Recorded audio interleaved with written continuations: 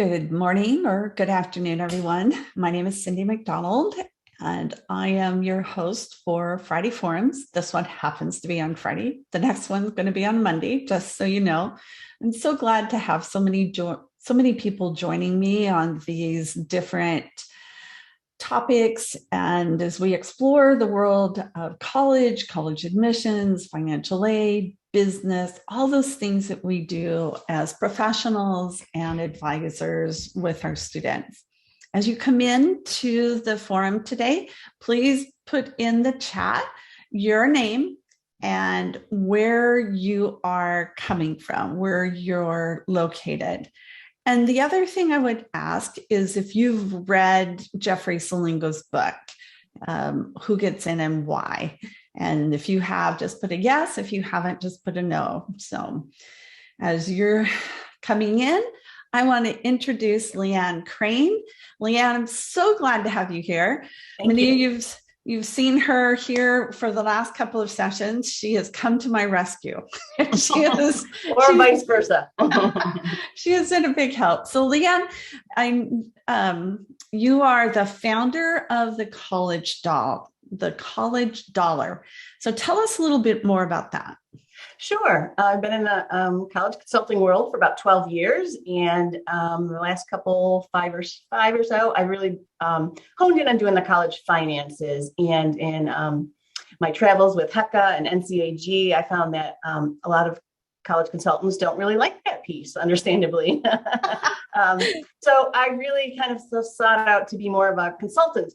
And I really want to help consultants who have those off finance questions or help their clients if they don't want to touch that piece. So it's been really fun getting to know a different kind of, as you are, kind of the different end of people and their association with college admissions and finances.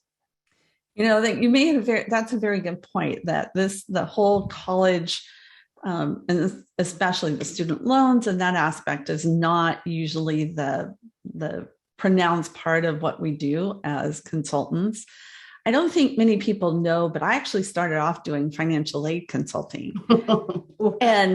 And as I started doing this, then my clients started saying, well, can't you help me with our application? I didn't even know that was a thing. Yeah. I didn't even know college counseling from financial aid was a thing either. So that's what's led me to do all these different things. So I think you fill a really good niche. I hope so. And if I can do one shout out while everybody's here, is that in case you haven't heard, the student loan interest rate was again 0 until the end of August, which is nice for all of those people with loans. And just a reminder, if you know anyone in the education field, nurses, doctors, anyone who could possibly apply for that public service loan forgiveness, they really have until October to fill the waiver and possibly get thousands of dollars forgiven by the government. So please let anyone you know contact me if they have questions. Go on the studentaid.gov site. But there's about 100,000 people out there they feel could get forgiveness if they just fill out this form. I know NPR did a whole series, a story on being able to, just kind of the shambles of the whole repayment and all of that perspective and how complicated it was and how many people were falling through. So yeah, so if you would put your link and that link in there, I know people would really appreciate it. Mm-hmm. You can see we've got people from Denver, Louisiana, Houston, Annapolis, Maryland, all these different places. So we're really glad to have everybody here today. And I really want this chat to be active. Also use the Q&A because I know we're going to come up with questions. We are going to dig into just strategic enrollment management in general, and then into these lists from Jeffrey Selingo. So I'm so glad to have everybody here. I'm going to launch a poll, and I want to get a perspective, because this is something like, what is college admissions? What is the purpose? What is the mission of higher education, especially here in the United States? As an instructor for UCLA, I hear a lot of perspectives, and especially this time of year as we're all discussing and debating admissions and who get in and why, and who didn't get in and what does that mean, we have certain perspectives about what college higher education should be in the US. And this whole concept of strategic enrollment management really kind of shakes that. And I know Jeffrey Selingo's book is about that. I'm going to be talking to Ron Lieber. His book is about that. And we're all kind of wrestling with that. So let's go in and let's do a poll. I'm going to launch it, and it just has 2 questions. So as a nonprofit, institutions, colleges have a social responsibility to have a fair and equitable admissions process. Is that a yes or no? Think of it as true or false. And the second part is, should student ability pay be a part of the admissions decision? And I know there's a lot of nuances. I know this is not a black and white thing, but it really represents our core beliefs and what education is all about. So that can be such an important aspect. So what do you think? And what are your parents and the students in your community that you work with? I know, I always felt like college education was a privilege. It was an honor. And I was bound and determined to be the first one in my family to get that. What about for you? Cyndy, I don't think they're seeing the poll. They don't? I've got 35 out of 60 people. There's a couple saying they can't see it. We've got Jen on here too. Check. If they're on their phones. Or phones, maybe. April says it should be showing up on your screen. It should just be showing up on your screen. Yeah. So look on another screen. Oh, yeah. There's also a link at the bottom. Maybe try down by where you raise your hand or share your screen.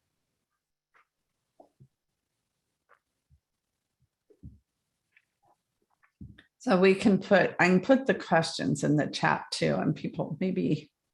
Okay.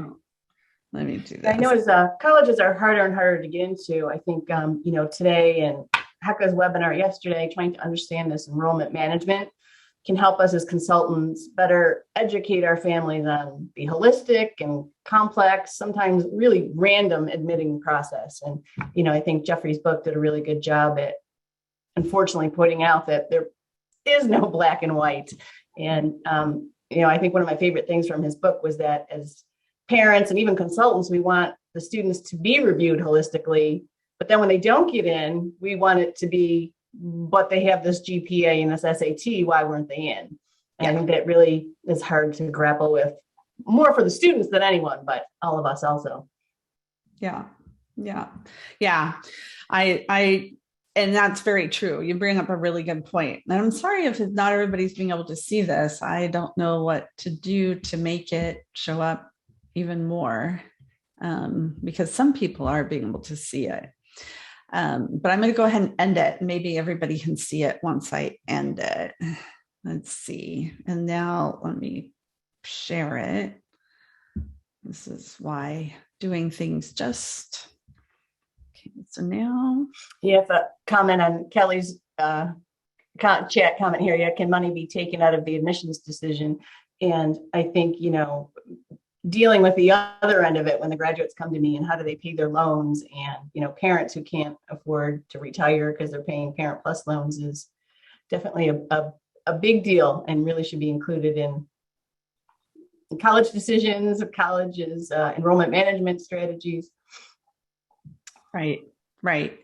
Well, and I think that it does come back to what higher education is here in the US. I mean, the premise is, and I tell parents this all the time, we are entitled, your children and our community, our society is entitled to a free and public education, K through 12, right? After you graduate, you are no longer entitled to a free and public education. It is the parent's responsibility to pay for any further education, i.e. college, after that. And that's where the big drawing line is, because we think you're still, a lot of parents still feel like, my kids are entitled to this, but that's where colleges, they are businesses. They are trying to, make sure they fill seats and provide those opportunities. But, if people can't pay, they're not getting the money from the government, because our whole system is set up on that. I recently had a conversation at a college board policy meeting, and I asked the person who was a government, worked with the government, and I've asked at the post-secondary higher education committee as well. The Pell Grant was meant to complete and help pay for tuition, and for many years it did. Now there's no way it pays for full tuition at very many schools at all. And so my question to them was, when is Congress going to pass an increase to the Pell Grant so we can get back to equity? And the answer I received was that's never going to happen. The whole approach now is not grants, it's student loans. And we're seeing that. And you're seeing that. And yet that's going to burden our younger generations with so much. And that's part of the reason the prices, if you take another approach, is that prices can go up, is because of those Parent Plus loans that, I say you can pretty much get if you're breathing. As long as you're able to take out any amount of money to pay for college, the colleges have no incentive to lower their costs, because you have a way to pay, or families have a way to pay. So it's kind of one of those circles that we kind of need to burst it a little so we can make, all the different areas need overhauling and get back to educating the students and not making money. And that absolutely. So I think this is very indicative. Are you guys able to see the poll on the screen now, the results? I'm sharing the poll, so you should be able to see it. Allison says, no, I agree with Anna. It's very short-sighted of our country. I mean, there are a lot of other countries where education is free or almost free. So yeah, no, I agree with Becky too. You still can't see. Let me stop. Let me try it again. Okay, let me see what we've got. Let's see. I think the biggest issue that could solve it all would be what we're talking about, is the transparency of things. I think that's kind of what makes it all so frustrating. And, without knowing, as Jeff says in his book too, how many people pay for something or agree to pay for something before they even know the final price of what it is. Mm-hmm. Right. Exactly. All right. So I reshared it. Are you guys able to see it now? No, Allison's still not able to see it. Yes. Okay. So I'm seeing yeses and nos. All right. And I'm going to download this, but this illustrates my point that, we believe it is a social responsibility for colleges. 90% of us say that's to have a fair and equitable admissions process. And I want to say, the focus is on that equitable, fair and equitable. That includes looking into all the holistic perspective. But should a student ability pay be part of that admissions decision? We're kind of split on that. And frankly, when we look at these tables and things, you guys are I want to see if that affects your thoughts or your impressions, because it's pretty shocking when you start looking at these tables that Jeff has put together. So, all right. So let's get into the presentation. I'm going to give you kind of a background. So you guys, how many of you know in the chat, tell me if you know what strategic enrollment management, let me put it this way. Have you heard the term strategic enrollment management before? Yes or no? So we've got lots of yeses. I'm glad to see that. Okay. Good. Ellen learned it in my class. Yes. No, thank you. And I think as professionals, whether you're working in a school, CBO, as an independent, or a college, it's something we all need to be aware of. I know Chris had mentioned yesterday in a webinar that he helped implement it, Chris Bell. He helped implement it at the University of Colorado in Boulder. And so, from the university side, they're very very aware of this, and it's been around for about 20 or 25 years. So yeah. And Suzanne, she's talking about when colleges admit students and then gap them. I totally agree. I'd rather don't admit the student. What good does it do to get in if you can't pay for it in the end? So that's one of my big pet peeves. All right. So you ready, Liane? Shall we get started on this? Yes. All right. Let me see if I can. Okay. I'm going to switch things around here so that I can see everybody. And we're going to use this. And all right, now, okay. And did I lose the share screen? Are you seeing my screen? No, not yet. All right, that's what I was thinking. I didn't get a chance to hit that button. All right, let's try this again. $91 loan. Oh my goodness. It's scary, the things that colleges are doing out there. It is. It's crazy. All right, let's try this again.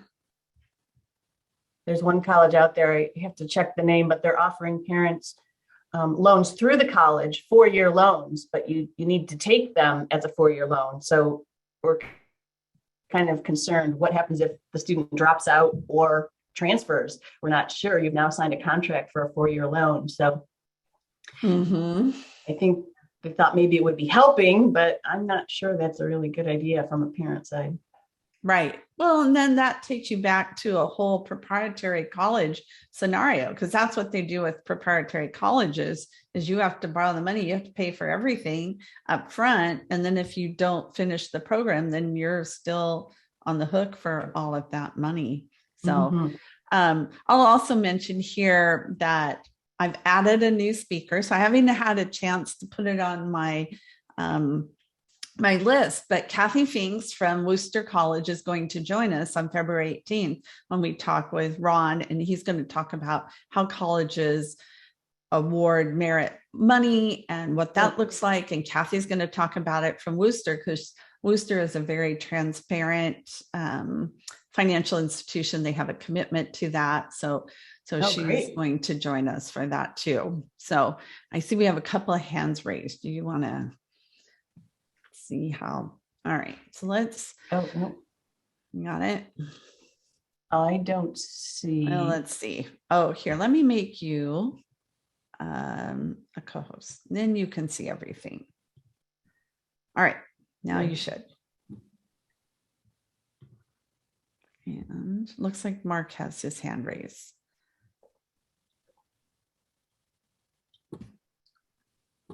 New message. Oh, love Worcester. No, I still don't see. I don't see them on my end. I'm sorry. Okay. You said you had one from Mark? Yeah. So Mark, stick something in the chat for us, okay? Yeah. Sorry. If you have your hand raised. Yeah, the chat or their questions, I can. Yep. Okay. So we want to talk about, go back the other direction. Oh my goodness. My mouse is not, so of course my keyboard doesn't work. Let's go back here. Well, Friday challenges of technology. Yeah, I love it. All right. So we're going to dig into this and learn a little bit more and just kind of, explore what this really means using those buyers and sellers lists. So I just want to kind of create a foundation. This will be on SlideShare. I always take all my presentations and put them on SlideShare and post them to our website. So you'll be able to see this and you'll be able to pull this. So, you know who I am as a presenter, and I'm very glad, Liane, to have you here as a presenter as well. Do you want to explain a little bit about your background so that you explain what you're doing now, but let's have you talk a little bit about your background. Oh, sure. Yep. I kind of jumped around when I was younger, one of those kids who changed majors and not ended up doing what we did. So I was a political science major. So I was lucky to work on some political campaigns, gubernatorial campaigns, social studies teacher. And then locally here in Western New York, I worked for nonprofits with Children for Cancer for quite a few years. So a lot of event planning in there kind of led me over to the college consulting and worked with a local business that had anywhere from about 5 to 10 different consultants. So it wasn't an individual, it was definitely a company, and help them with their business and marketing. And that's where my kids started. I have 3 in college right now. So I started worrying about the money pretty early on. And that's kind of what led me to really appreciating the finance end and helping parents and consultants and even high school counselors, financial planners, accountants kind of understand how all the money works together, and dealing a lot with student loans and how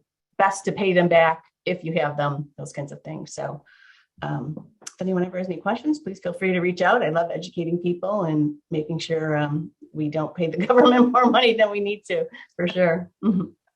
Thank you, Liane. I think that's really valuable. And I think that's important that we, know who we can go to that has that expertise. So we don't have to always be the experts in every area. So write down Liane's email.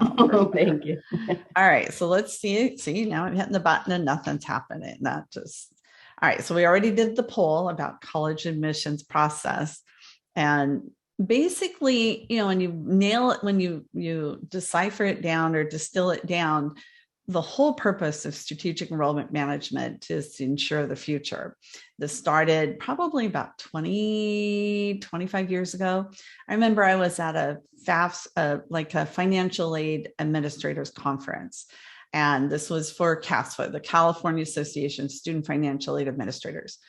If you feel like, sometimes if we feel like we're a little, people look at you askance when we go to other conferences. Imagine being a young woman in this meeting of and I was an independent in this meeting of all these financial aid administrators. Oh my gosh, I felt like I was being eaten by the sharks. And I sat in this session and I remember this so distinctly because, financial aid at that point was pretty straightforward. Here's your cost of attendance. Here's your EFC. The difference is what your need is. Either you get it or you don't. There was, it was very straightforward.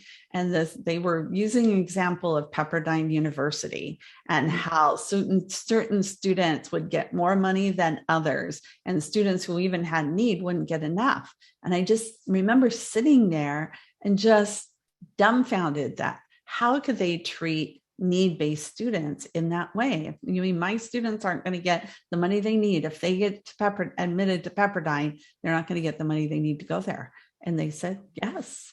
And so, the whole purpose is to ensure the future, the college's mission, who they want to enroll, what kind of culture they want to create, all those different educational, social, cultural, all those missions, and financial, they have to have the money to meet their mission. And so that's why the focus, not just on the students, because you can have the greatest opportunity for students, but if the institution doesn't make it, then you're not going to help anybody, right? And so that's one of the things that it really is focused on, and they found ways to do this. So this was, I love this graphic that you found, Liane, that just kind of shows it's more than just financial aid. It's really morphed over the last few years. I was reading on some of the websites, it looks at graduate school and many things. So program, recruitment, retention is a big part of it. The whole social media, marketing slate. We've done a Friday forum. Christine Bowman did a session on Slate last summer. That's in the YouTube channel. If you didn't catch that, go back and look for it, because it was she took us into Slate to show demonstrated interest. But all of these things are part of strategic enrollment management. So it's not just one moving part. It's a lot of different parts. And for, all colleges in one way or another are tuition driven, but over the last few years, especially even public schools have had their budgets and their support, their public funding support has really dwindled significantly. And so I found this organization, I didn't even know it existed, the Society for College and University Planning, and Strategic Enrollment Management is a big part of what they do. And over the last few years, US has had to rely more on tuition for revenue And therefore, those enrollment management practices have become crucial to moving forward. And as we saw in that previous graphic, it's not just, admissions office or, the financial aid office. It's everything. It has to be the academic plan, the DEI plan, campus, student affairs, all the things all come together. So we're talking about a much more complex moving process. So I want to start with just now this is an example. If you've never seen these kinds of charts before, they are eye-opening. So we're going to use Regal University and show you what it looks like in practice. So before I go on, Liane, do we have any questions or things that I should address? I don't see anything in there. No. Okay. Yeah, I don't see any. Okay. So now, this is let me put it this way. I augmented this chart, okay? But it is based on real charts that colleges use. And if any of you have been on the college side and seen these charts, go ahead and put something in the chat. But what happens with strategic enrollment management is you look at, a lot of times they'll have an academic rubric, so over here we have academic rank from 1 to 6. So 1 being the very top, these are the tippy top students. And these are the ones that they're still admissible, but maybe just barely, or maybe they're at the level of, this is the level we'll, offer merit scholarships and things like that. So this is at a tuition-driven university that uses merit money to drive enrollment. And so here's the academic rank. Here's the range of scholarships that are offered for students at those academic ranks. There's a difference, and there's no need, no FAFSA, no profile. These are, purely merit. And these are no need, but they filed a FAFSA and a profile. And so, so really in this case, it doesn't affect the difference in terms of merit scholarships, but other colleges it might. Now you have some need, more need, maybe, up to 35,000. More need is 36, 56. Now this is $82,000 college cost of attendance. Most need up to, let me go back. Most need up to, it's just, there we go, is 57,000 up to full need. Now notice, if you're in the academic rank 1 here, you can have between 40 and 45,000 scholarship.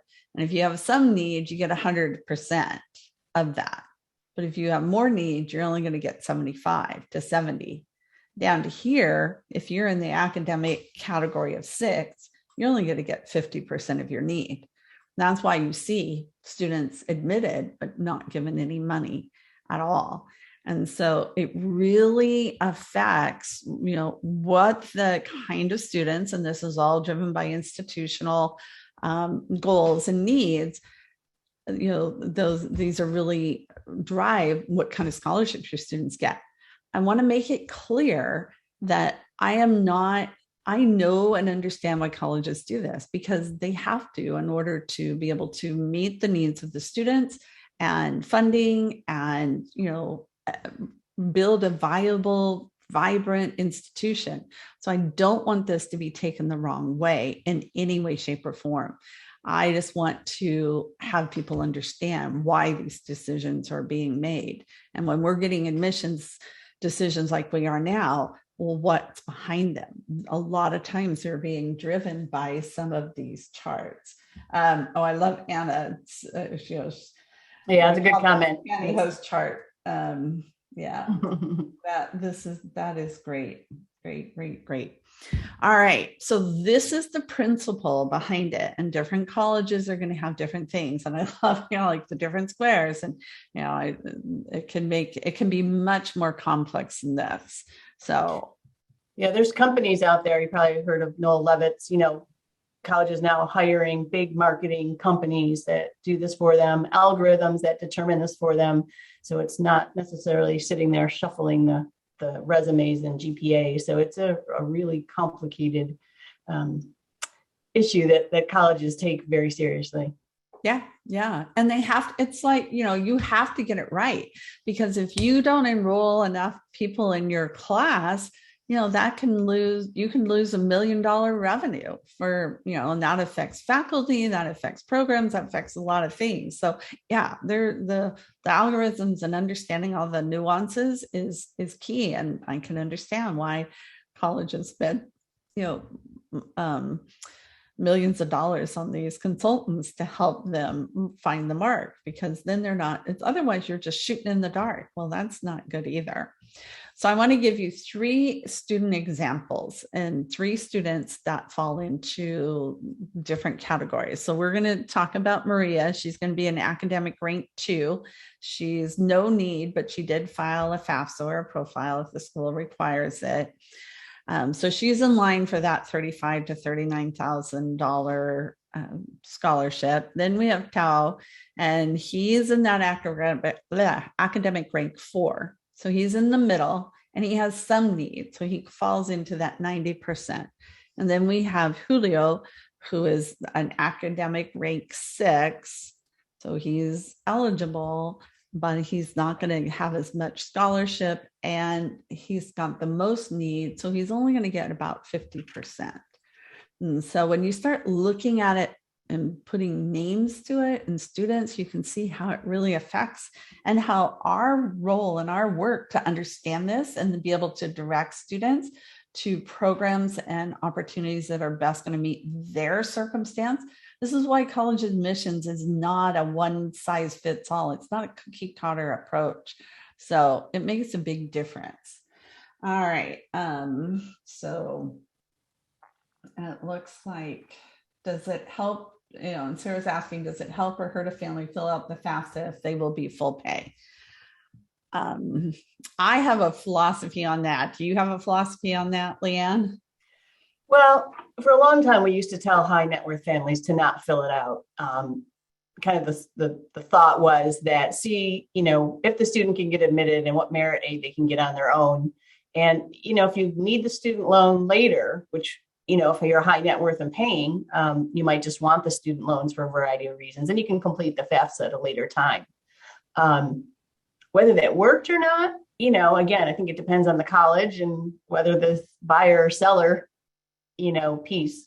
I think colleges do want to know how much kids are going to be able to contribute, financially. Yeah.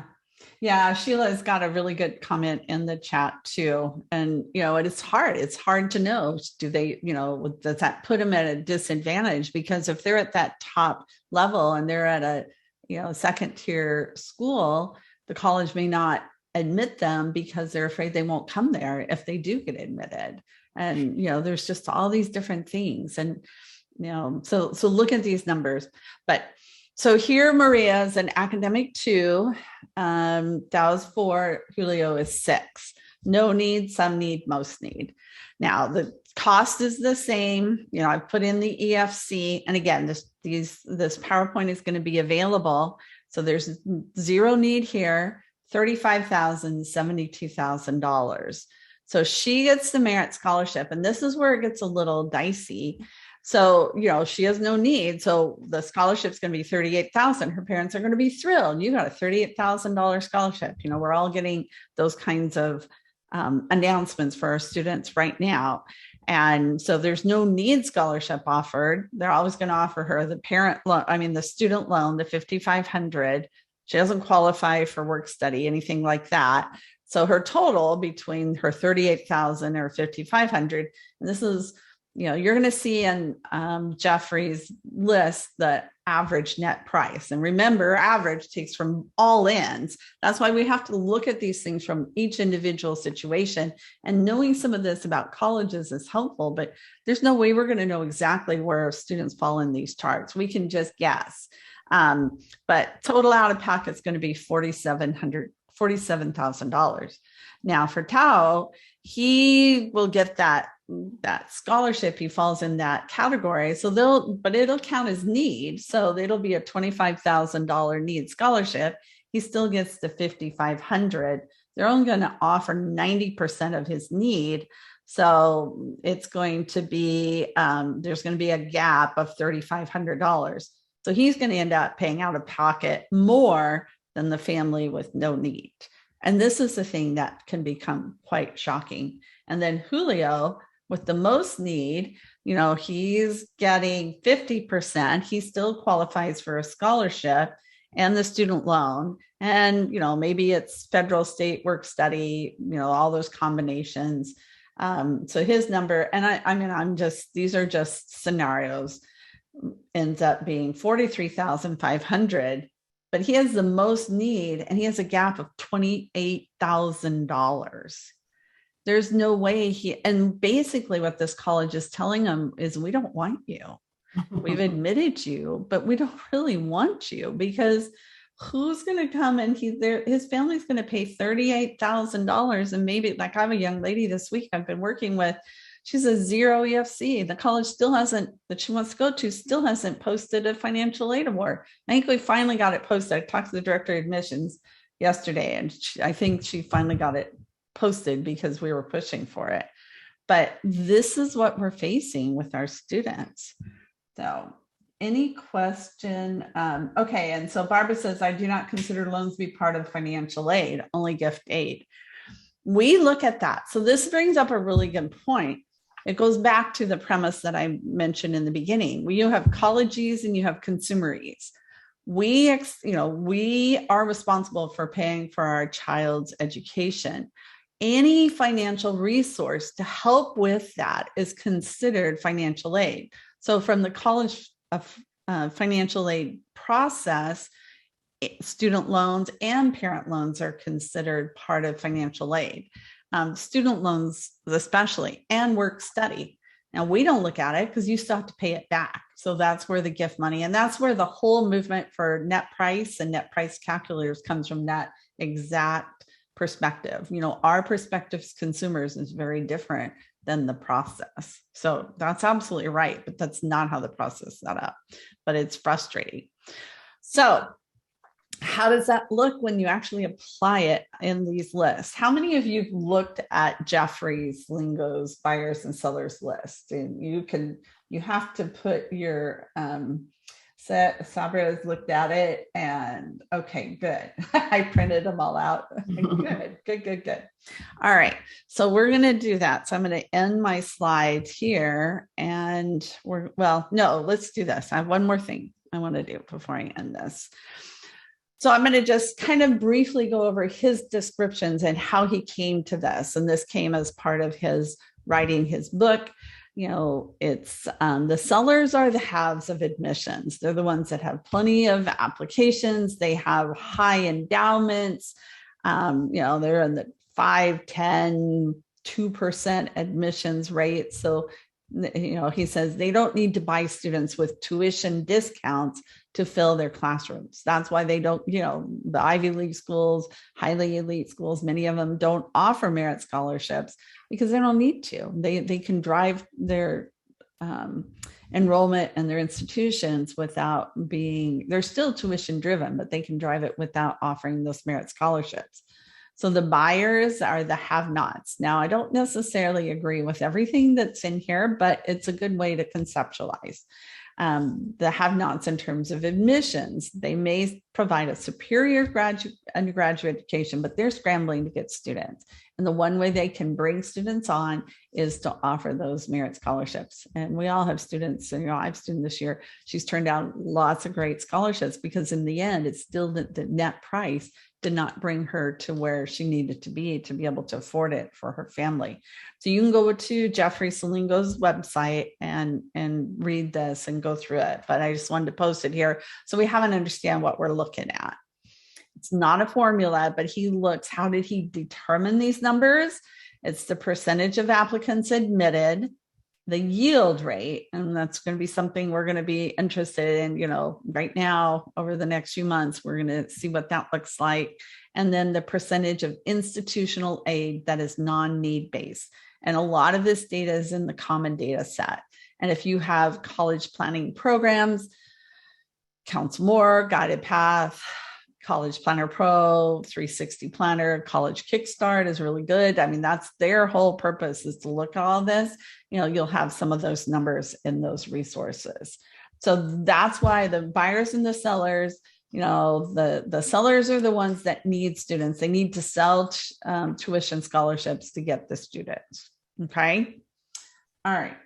Now, yeah. So what Sarah says, students will full need, but not strong academics, really have a hard time finding affordable schools. Yeah. And a lot of them end up at community colleges and things like that. So again, this was a great graphic. Is there anything you want to add about this, Liane? You found this and you found it on MarketWatch. Is that where you found this at? Yes. Yep. They were reviewing Jeff's book, and I thought it was an interesting graphic, because this would be, to me as a parent, much more interesting to understand, especially Emory and Tulane are usually, on someone's same list, but you can see it's going to make a big difference there with the amount of aid they are awarded. Yeah, 9% aid awarded without respect to financial aid at Emory versus 53% at Tulane. Yeah. And I know this week everybody's saying like Tulane has been, if you didn't get an ED, you didn't get into Tulane. They didn't admit anybody RD. So, so it's very interesting to see which ones are the buyers and which ones are the sellers. Yeah. So here are the 8 colleges. And I want to see which one you think these colleges fall in. And then we're going to go through and we're going to look at them. So just quickly, and some of these you may be familiar with, some you may not, but tell me, and in the chat, just say universities, you just put Syracuse, B or S, Cornell, B or S. I mean, some of them it's pretty, your estimate is probably going to be spot on. Other ones you may be surprised. So tell us okay. So yeah. And she says, I wonder if Tulane will change due to the numbers. That's a good question. So yeah. So I'll give you guys a minute. 1, 2, 3, 4, 5, 6, 7, 8 schools that we're going to look at. And we may end up going just a little bit over today, just because of once we get into these, it's pretty illuminating. Okay. All right. So, and you might want to just mark down on a paper or something: University of Syracuse, Cornell, MIT, High Point, Berkeley, ASU, University of Miami, and University of Laverne. Oh, good. Good. Okay. All right. You guys still keep putting in what you're doing, and I'm going to close this. So keep putting in your guesses, and I'm going to close this. I think I'm going to close this. Let's go and see. All right. So we're going to view the list, and let's put, I've got it. Oh, I love seeing all these guesses coming in. All right. So here's the list. All right. And so when you come into here, in order to access this, you do have to go in and give him your email address, and then he gives you a link to this, or especially to be able to download this chart. And it's good to be on his email list. I think most of us are. So I did not have I was glad to be able to do that. And then he's got a nice little video here. So if you haven't watched it, that I would recommend that you do this. And, when you start looking, and seeing, and you can filter this by, okay, I just want to see maybe the elite, 3 categories of schools, and then see which ones fall into those categories. And then it'll tell you, here's SMU. Here's Occidental. You can see that one's a mild buyer, buyer, things like that. So our first school is, whoops. All right. Well, that is not going to help me very much. What is that little? Okay. All right. I'm, talking about heart stop, like the whole thing. All right. So let's start with Syracuse. Is that like in your backyard? Yes, pretty much it is. So a lot of people think, probably not this group, but Syracuse sometimes being compared to like the flagship for New York, because we don't really, with our SUNY system, we don't really have those big flagship school like Ohio State or UConn kind of thing. But it does like to compare itself to those. Syracuse is, still carries over from Rochester, a little too gray and rainy sometimes, but obviously basketball is a big draw. We know athletics are big draws for kids. So this one I thought was interesting, and that from the zero income almost to about the 100,000, which I'm not entirely sure why he chose the 110,000. I think I would have gone a little higher, but maybe there wasn't data. That the student will be paying the same price. There's only about a $10,000 difference from your zero income up to your 100,000 income. So I just thought that was an interesting data point. Kind of, most of the schools I think do follow, the up curve, and it makes sense to you. But there are these outliers. I think that if your students are applying to them, maybe behoove you to kind of see this, explain it to the parents a little bit, and understand where they fall. And this is where, if you're in that academic 6 versus the academic 1 or 2, it can make a huge amount of difference. Because, the average net price from 0 to 30 and 30 to 48 is not a whole lot of difference. You go from 17 to 19. And yet the income difference between 0 and $48,000 is so monumental. So that can make a big difference. All right. So let's look at Cornell then. I'm sure everybody got Cornell. Yeah, we just wanted to see. So did you put down Syracuse as a buyer or a seller? I was surprised that it came up as a buyer. Frankly, I would have probably said it was, a seller, but, and that's where you can see like the admit rate, the retention rate, all of these things, are factors. So yes, they definitely are. Yeah, so Cornell's right down the road from Syracuse, but obviously an Ivy, and with the test optional, obviously probably change these numbers a little bit, but if they're going back, maybe it'll be about the same.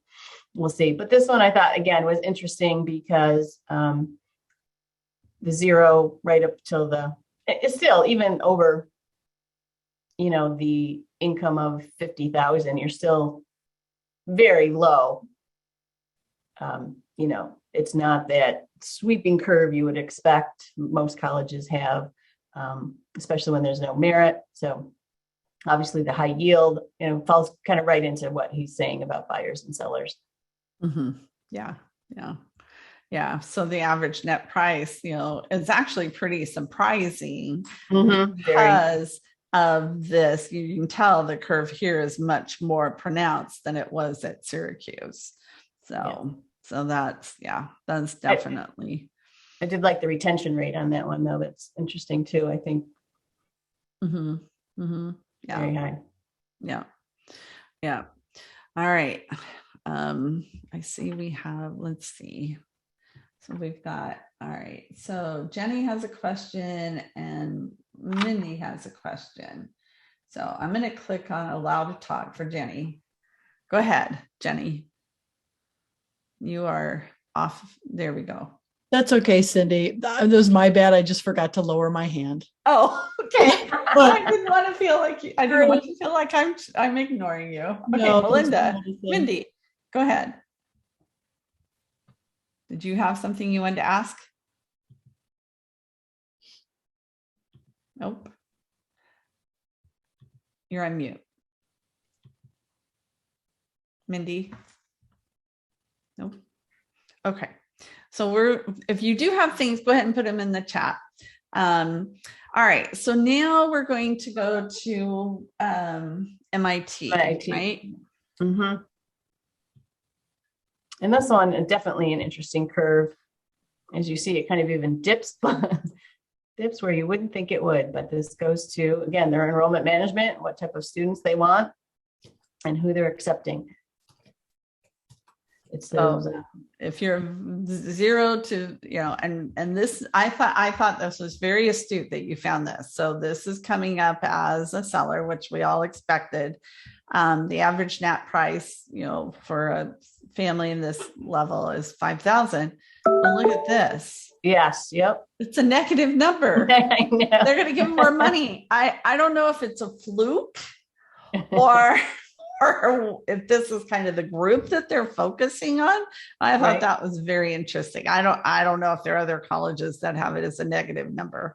And then, this is 2834. This is again $5,000 or 2,800.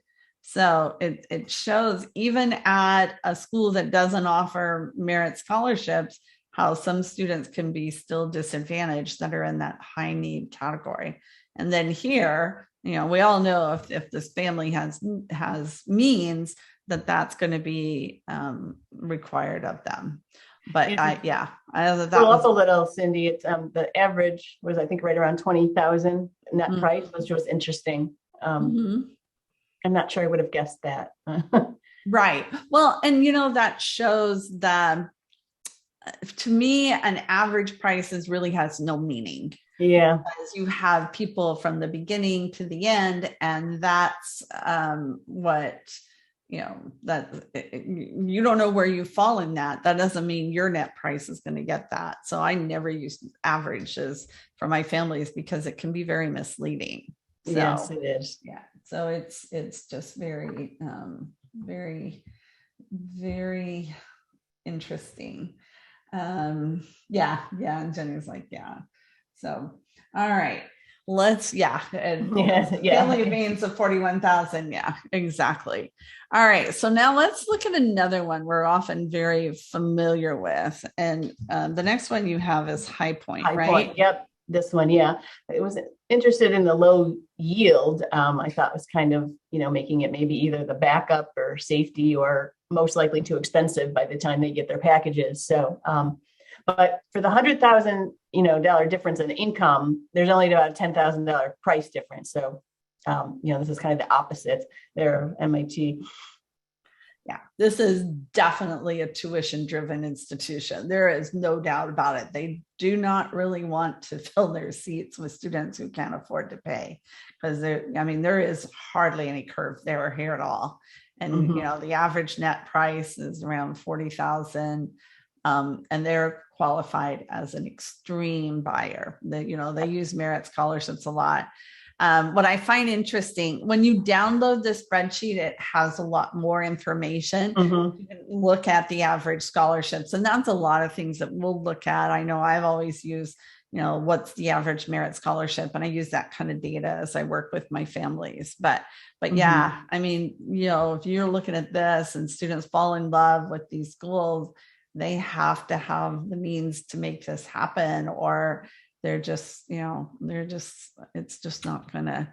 And this is why understanding for college affordability is such an important part of what we do. So I want to look at anything else. So everyone pass on High Point. Go ahead. No, it's just you made a comment. Everyone pass on High Point. Yes. Oh, yeah. All right. So let's do Berkeley. And it was interesting because I looked for UCLA.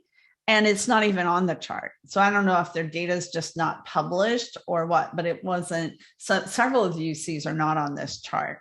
And so we've got Berkeley, make sure. Okay. And it shows as a seller, which is not surprising. Now, I would presume a lot of the numbers here are for in-state students, because I know this is not going to be the average net price of an out-of-state student at Berkeley to go to this school. And also, look, we know this year these numbers are way higher. I don't know exactly how many. Somebody might have kept the statistics, but I know it's well over 100,000 applications that the UCLA, UC Berkeley, and other UCs got. So this number is probably 2 or 3 years old, maybe. So you've got 16 yield, 45%, But again, look, you've got 8,000,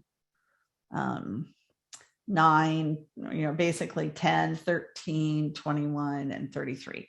So this is more of a curve, but still, even at that low end, they're not meeting full need. Now, I think that's more indicative of out-of-state students. Usually Berkeley and the UCs here in California do a way better job of meeting need than the CSUs do.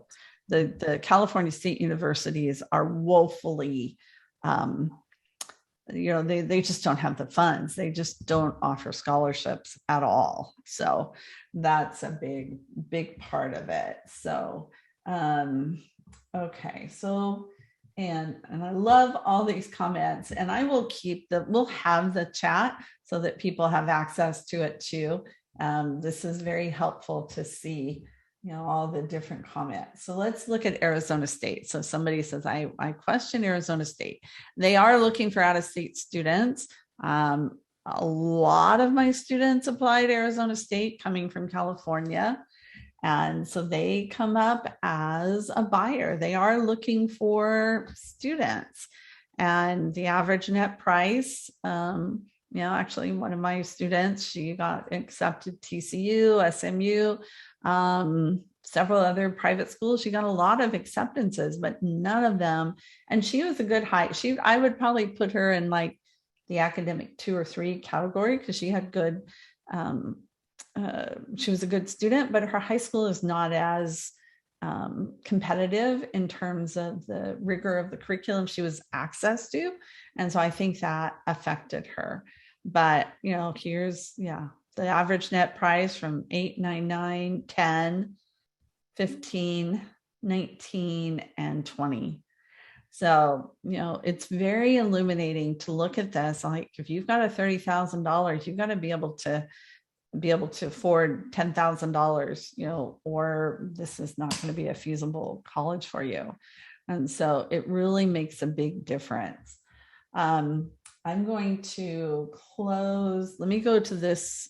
Let's do University of Miami first. You had a request for Baylor too, if you have a minute. Oh, okay. All right. Yep. I looked at that one too. I think that's a good suggestion. So University of Miami, again, is a buyer. Their net price is a lot higher, but look at this chart. Look at this. It's actually way more. How can you have the average net price for a family with a $30,000 income be almost $45,000? It's just, they don't want you. They just don't want you.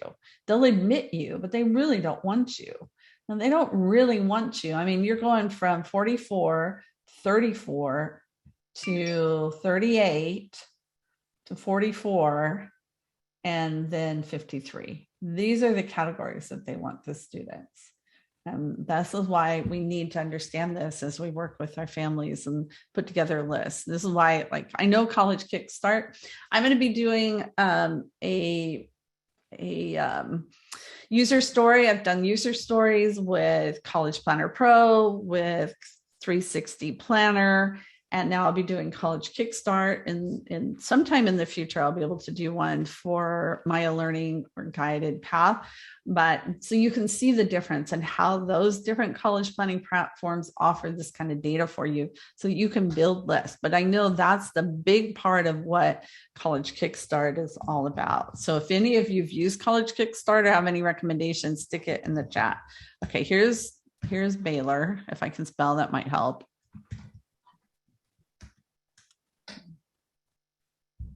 So we're still a buyer, $40,000. Look at this. So this is a little lower. It's not as bad as Miami, but you're still, and I have a student 2 years ago, right when the pandemic started, got into Baylor, but he didn't get enough money. He ended up at our local community college. So 31, 31, 34, 43. Even if the numbers aren't exact, I think it gives you insight into what kind of students they're looking for. And if you happen to fall into one of those unfortunate categories, at least you can explain that to your family. Right. Right. And then you can help them make some sense of all of this, because that's the key, is having data to help support. You're not telling them these things just to be a downer or to, be negative, but you're just trying to bring a dose of reality. All right. So I'm going to do our last college, and then we're going to wrap up for today. And we're going to talk about what we're going to do in the next. So this one I found very interesting, and you guys are going to see. So those of you that are here in California, we all, Laverne is a pretty much, if my student can't get in anywhere else, they're going to get admitted to Laverne. And yet it comes up as a seller. It doesn't come up as a buyer. I was shocked by that.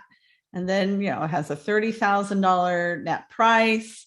They have a 55% admit rate. They've got a 13% yield rate. But look at this. There's a problem here. Wow. There's no data. So that's why it's coming up this way, is there is no data on these last three things. So that's my ending caveat, is as much and wonderful as all this data can be, you have to be able to look at it and interpret it and understand what's there and what's not. Because I know Laverne, they give merit scholarships. They are an extreme buyer. They don't have as much scholarship money as other schools, and that's probably the thing that holds them back, but they are definitely not a seller. And, we're missing this data. So that really affected their where they're at and how they're portrayed. So that's where you're knowing the colleges and knowing what, the area and visiting the colleges and things like that is really key, because, you'll know when things are right and when things are not. So that can make a big difference. And so in closing, so Michelle's like, anybody have a resource for a spreadsheet with the cost of each college broken down to room and board? That's easy to use. That's always the key. But I think that's where, looking at, look through your technology tools, look at what College Planner Pro and Guided Path and College Kickstart, they should have a lot of that data and make it available. This list from Jeffrey Selingo, I make available through my UCLA class, or at least the information about it. And, there's collegedata.com has information. Are there other resources you use, Liane? Well, I know Jeff had said he called his data from iPads, I think, and the common, just Googling, common data set. And yeah. And that's another too. If you go to College Navigator, that's all iPads data. And so, yeah. And so it's not easy. Our work is cut out for us, but the more you understand strategic enrollment management, how it impacts the families you work with, and how you can use it to help better be a better professional, better informed, and help guide families. That's what this is all about. So thank you, everybody, for being here today. Enjoy the rest of your weekend. Next week, I'm going to be at WACAC. So those of you here in California, watch for an email. I'm going to figure out a place where I can just park myself, and I'd love to meet you in person and see you in person. And don't forget, join us on April 18th. Kathy Finks from Worcester is going to join us as a presenter, along with Ron Lieber. And we're going to be talking more about merit scholarships. This is kind of the month of scholarships and things. And then we'll have a session on just admissions. Yesterday, there was a great one that HECA did. The HECA Unplugged was very informational. My plan is, when we do our discussion, I'm just going to put you all in rooms, and you guys will all talk about it in small groups. And I think that'll just give us an opportunity to share and then come back and report back to the group. So look for everything on your emails. Also, I am going to be starting some groups in the end of April. So if you're interested in being in a coaching group, please go to my website. There's a link to learn more, and I'll have information in emails about that as well. So anything else, Liane? No, I think we're good.